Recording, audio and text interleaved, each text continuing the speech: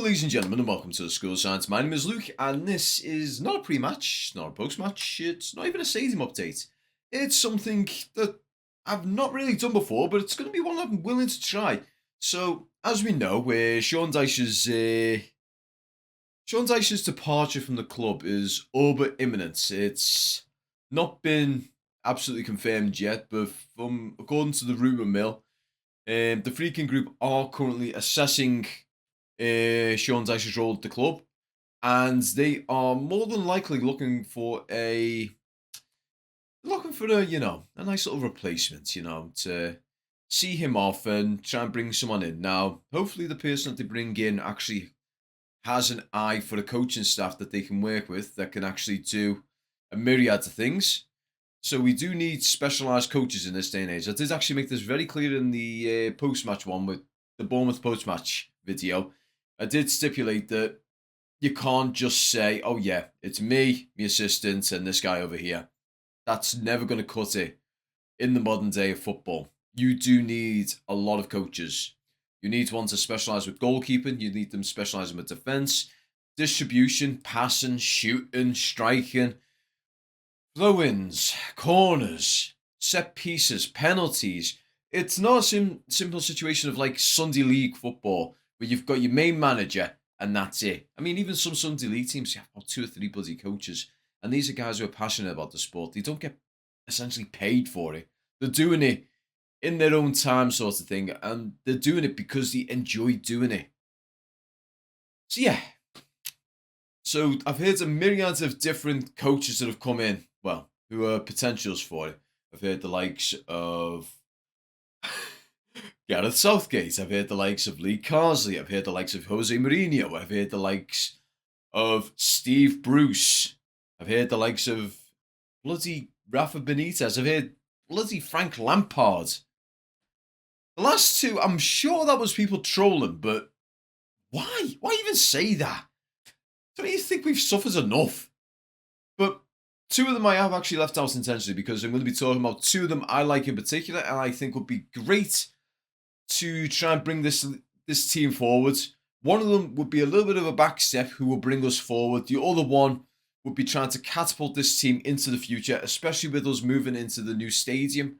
I think one of them would be one who's basically going to say, right, we're not going to look back to the past. We're going to completely change the identity of the football club and thrust ourselves into the future. So, for the first one, the one who I think is a little bit of a back step, who's going to basically take a step back before lunging us ahead, is David Moyes. Now, with David Moyes, as we know, he liked to operate with a 4-1-4-1 sort of formation. When he first came into Everton, so he had the likes of Nigel Martin in goal, he had the likes of Alan Stubbs and David Weir as centre-backs, as well as a few other players sort of spread out. I mean, he mentions it in the coach's voice. Now, this is a 5-year-old video where he talks about it, but I do think the tactics that he had back then would work in this day and age, because when we look at a lot of the teams in Premier League, no one operates with a 4-4-2 sort of formation anymore. A lot of teams have a lot more of a dynamic sort of setup. So us operating with a 4-1-4-1, especially when what he says here. He says that he liked Stubbs and Weir because they were hard-hitting, strong centre-backs, but they were not quick. However, I think the likes of James Tarkowski and Jared Branthwaite would actually suit his sort of style down to the ground in a way that they've got a little bit of pace about them. So he does actually explain that he still used this when they moved on over the years, when he had the likes of Julian Lescott, he had Phil Jagielka, he had Leighton Baines, he had Tony Hibbert, and then probably later on around the lines of Seamus Coleman coming in. He still operated with this 4-1-4-1. And he even mentioned the likes of Lee Carsley. So Lee Carsley was one of those sort of guys who was an absolute bulldog of a midfielder. He would get up, he would get back. He made sure that all ground was covered. He was your distribution. And he was also the guy who basically left a bruise on opposition. So with that does sort of sound a lot like the Everton players that we've got right now. And I do think as well that David Moyes would actually bring the love of Everton back into these players, because that is something that is kind of missing with the modern day and age. It's, the love for the badge. I mean, so many players sort of just play for the paycheck now. I think Moyes would say to them, he'd pull them and he'd say, look, guys, I know things didn't work with the previous, the previous system. I want to try and bring something into us. I want to try and still have a possession-based game where we try and move out from the back and push forwards. But I want to do it in a way that fits the modern day. So we're going to work on this. And obviously, one thing that he's actually going to have that Sean Dyche doesn't is knowledge. Because to be honest, Sean Dyche. Now, I did criticise Frank Lampard for this when he was managing Everton. But Sean Dyche did this to another degree, and that was a go with your gut sort of mentality. Sean Dyche doesn't seem to look at the science of the game or the data that's in front of him. He goes, he'll do, he'll do, he'll do. I like him, so he's staying in the squad. Sort of, that's the mentality, because for some reason he likes Decore a lot. But Decore is not doing great as of late. Likewise with Mikolenko. Instead of seeing these guys and saying, right, past couple of games, these guys aren't doing well. Let's give them a step out of the squad for the time being. We're going to bring someone else in. Maybe even change up the formation and see how we go from there. And then maybe the next game they can come in and we'll see if we can sort of fit things around and see if they've improved. If not, if the little break has not given them that little wake-up jar or it hasn't given them a little bit of a, a little bit of a refresh and they're still playing a bit crap, then we need to sort of have a look at something a little bit different for the future. That sort of thing is what David Moyes used to do. If you weren't cutting it, if you weren't doing well in training and you weren't doing well on the pitch, you were on the bench. And also, I think Moyes was a bit hit and miss when it came to sort of bringing the youth through, because he was a little bit reluctant on bringing Rooney straight into the squad. He did have him on the bench for a couple of games before he put him on. But then when he realised what sort of a talisman he had in the squad, he kept him in on a more permanent basis. Likewise with Seamus Coleman as well.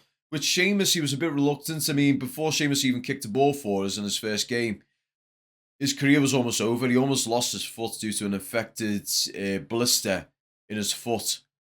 He almost lost that foot as a result. But once that was all sorted out and everything, he sort of lingered around the bench. He trained a lot with the team and everything. And then when he came in, he got a lot more game time over the course of the future. Even after Moyes left, he was pretty much one of our more permanent players. But yeah, right. So I have rambled on enough about David Moyes. Let's see what sort of squads he would go out with. Now, bear in mind, the numbers do not match the shirts that they actually have. So don't crucify me on this. I did this one very quickly.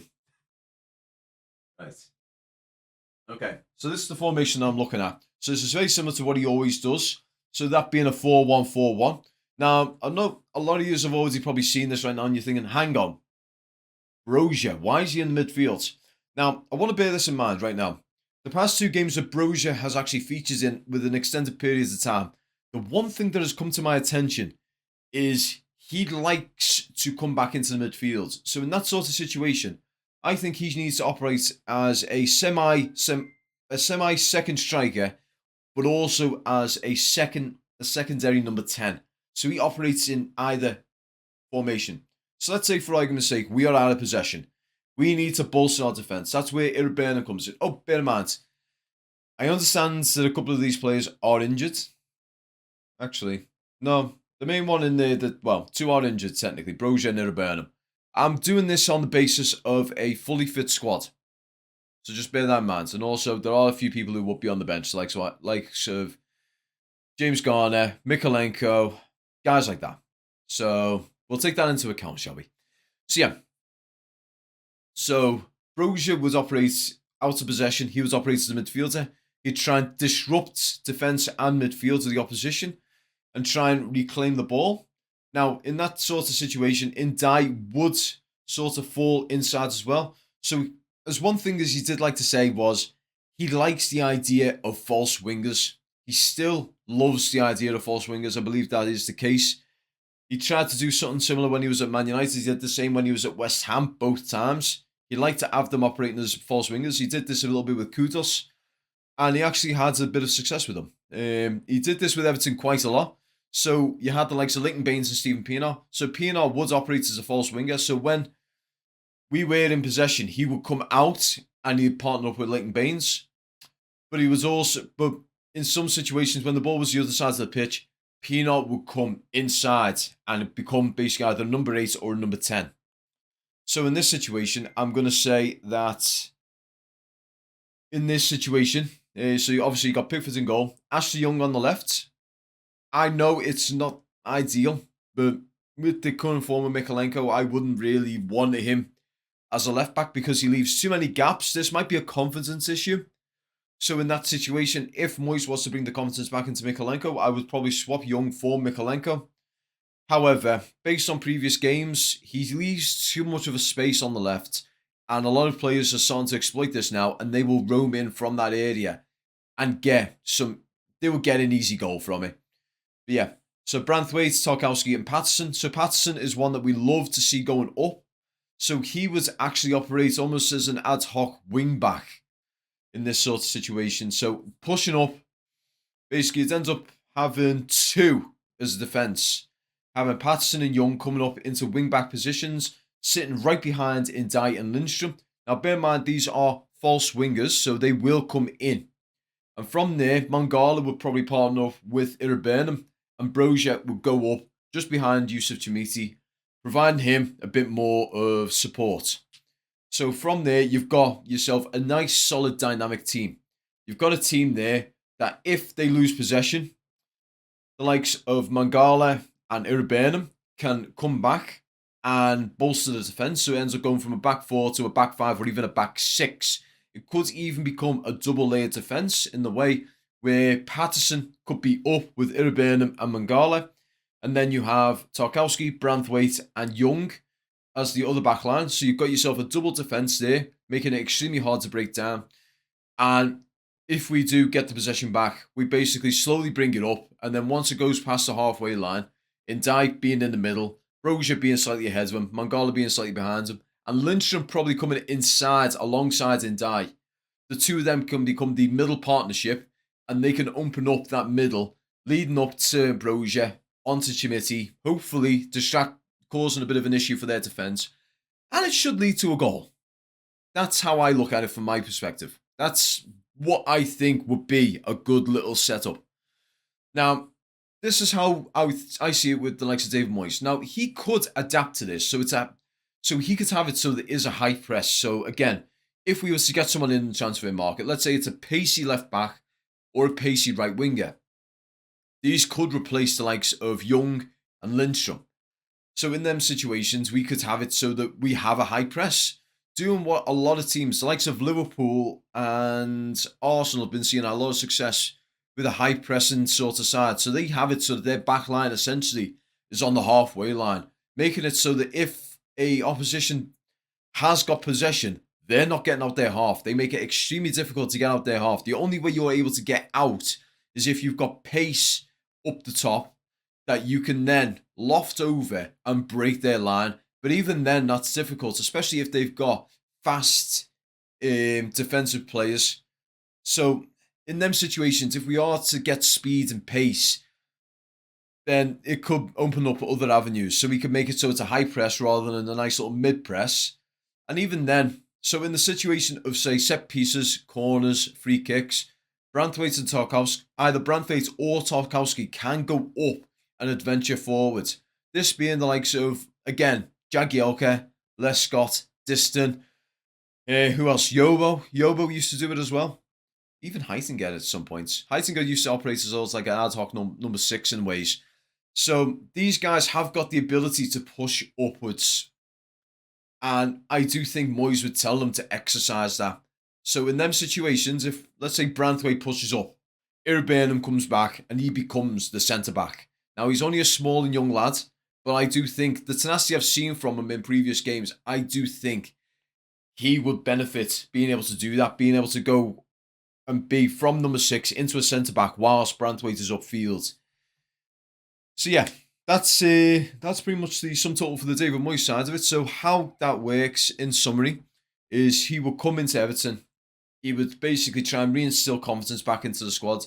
He's explained to the team how they have strengths. He was explaining their strengths. He's explained their weaknesses and how he can fix them weaknesses and how to build from there. From there, he would implement a 4-1-4-1 sort of formation. Now, bear in mind, Dice did do this, but he didn't do it right, to say the very least. Because what he used to do is he had something similar to this. So he'd have Mikolenko, Branthwaite, Tarkowski, and Young, with Drissagana Gay as the number 6. He would then have Illiman and Dye. He would have Mangala, Decore, and either Lindstrom or Harrison, and then Calvert-Lewin up top.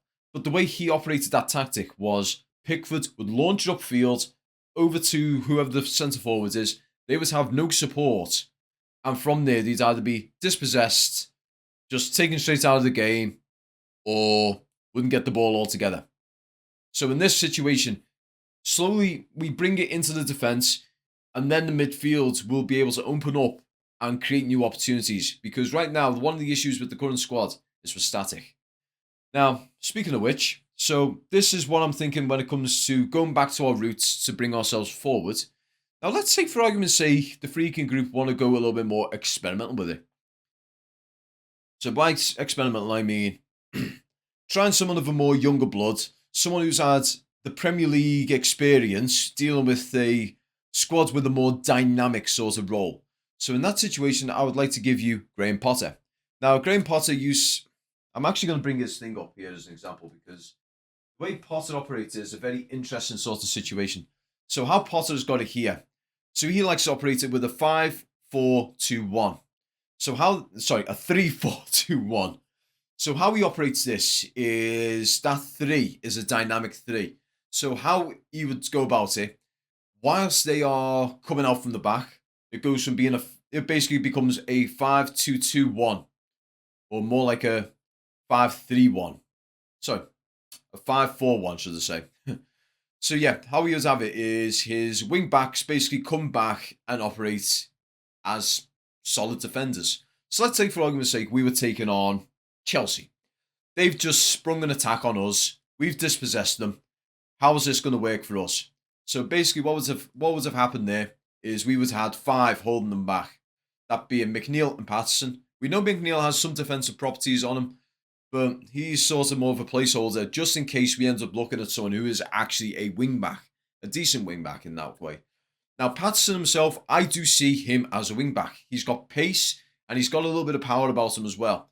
So I do think Ashley Young in this squad won't get anywhere. He will probably get sort of benched, and the only time he's ever come in would be if Patterson's injured or McNeil or his replacement is injured.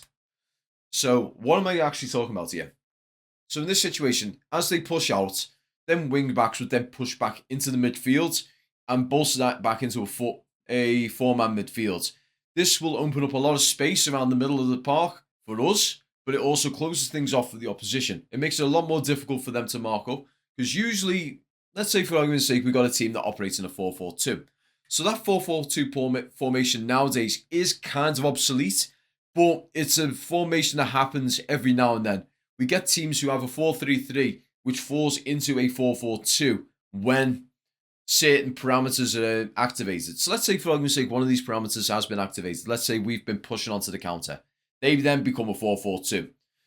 So how this works is our 4 match their 4, but we've also got 2 there that are sitting as attackers. Now, in Dye, we know he likes to be box-to-box, so he's a number 8/number 10, but he's also a second striker. So from there, you have a guy who comes in. So he'll come into the middle of the park here as the number 10. He then becomes the extra man. So it comes from, so let's say for argument's sake it's Branthwaite. Branthwaite will push it out to, say, Irabernum. Irabernum would then release Ndai.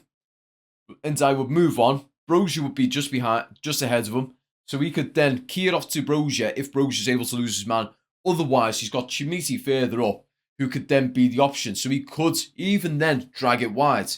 Now, he did this a lot with Brighton. So back when Neil Maupay was actually a relevant player and not an arsehole, he did a lot of this. So what would happen is the ball would basically get funneled. It would go out from the centre-backs into the wing-backs. They would either run up with it, or they would bring it inside. They would then run up, and from there, you would have 2 options wide, 2 options in the middle. You basically have a nice little abundance of options. The only thing is then, you need to make sure that the player who is your link-up has got a good sort of sense of his awareness around him.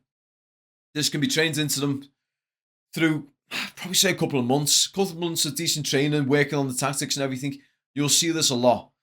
So the likes of Mangala, Ndai, and Brozier would be the ideal sort of people for this. So they would then, so let's say for I would say Brandt, so we'll go back to what we were saying.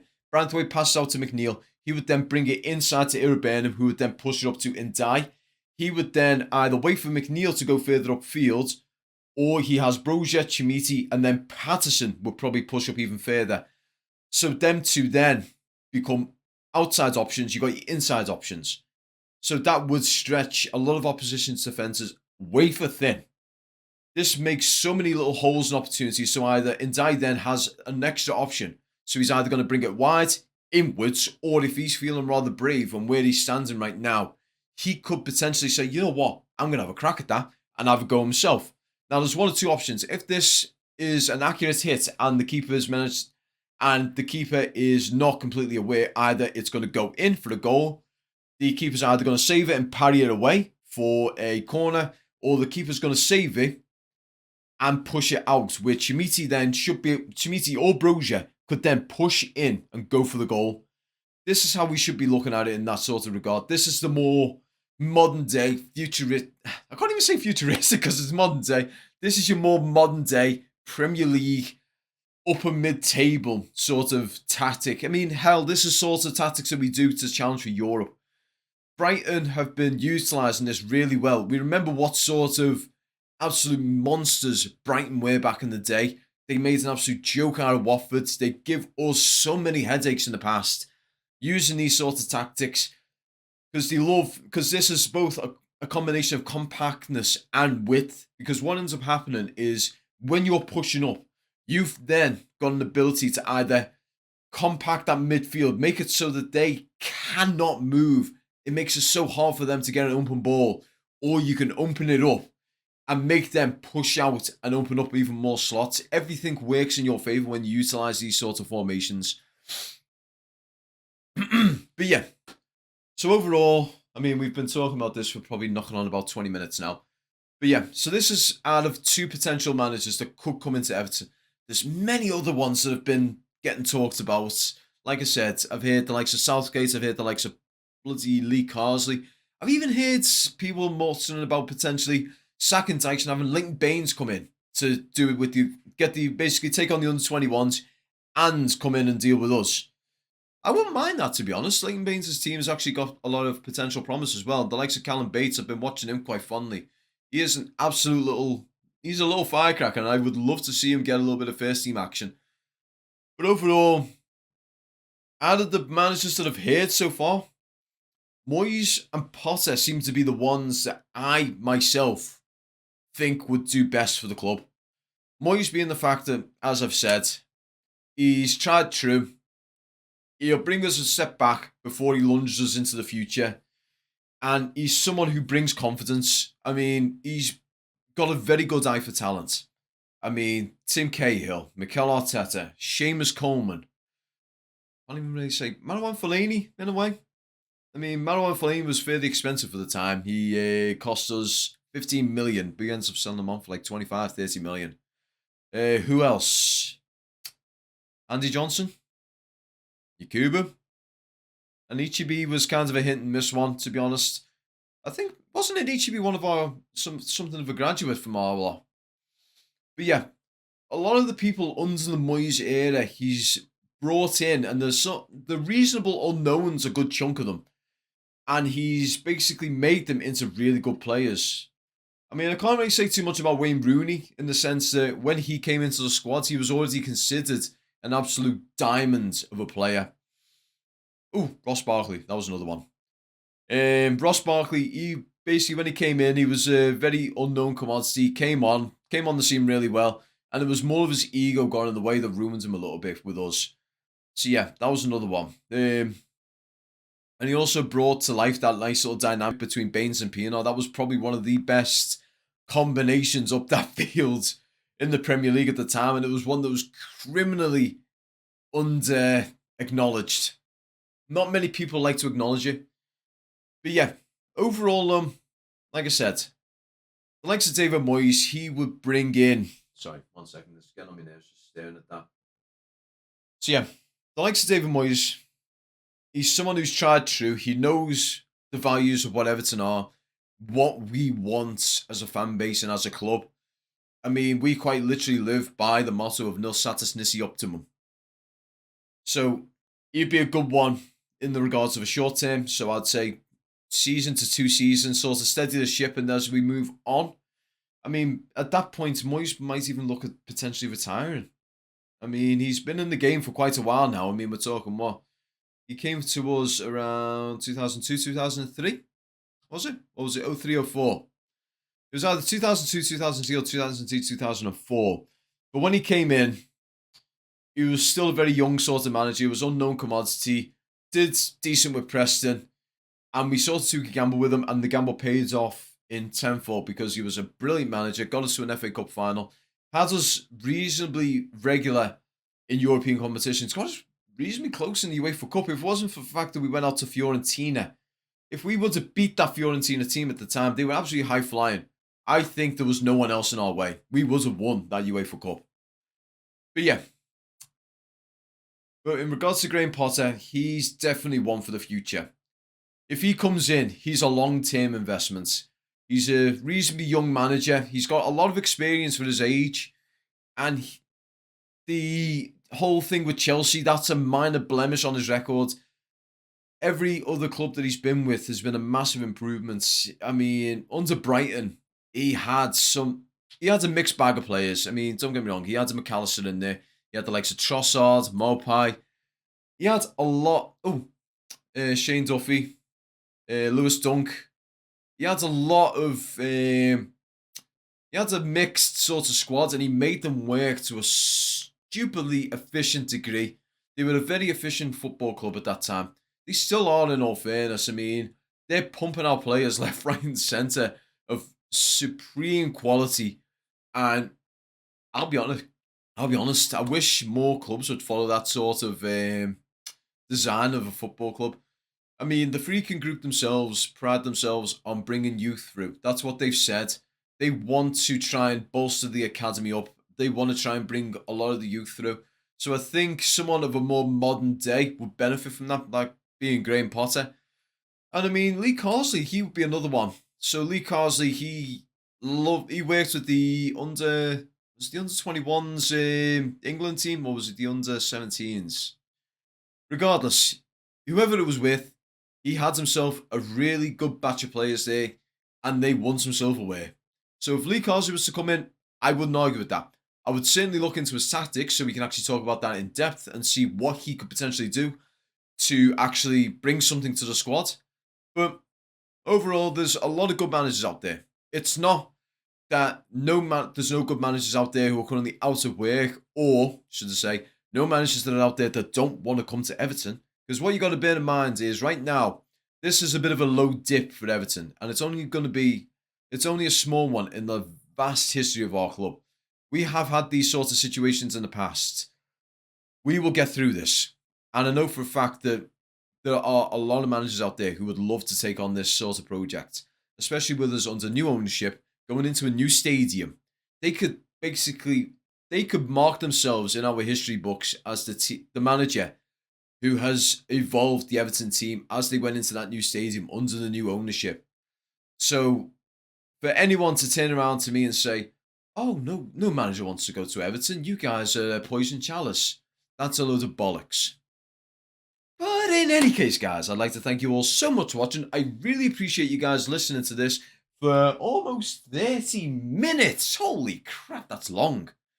But yeah, if you want to suggest any managers to me, if you want to suggest anything for the channel, put it down in the comment section below. If you like this, you know what to do. Hit one of them buttons, you know. And also, if you want to suggest this to anyone, by all means, share this with your friends, family, enemies. Share it with everyone. But yeah, also, if you think I'm full of crap, put it in the comments below and explain to me why you think I'm full of shit. I would love to hear your opinions. But in any case, guys, I would like to thank you all so much for watching. I hope you guys enjoy the rest of your week. Up the freaking toffees, and peace.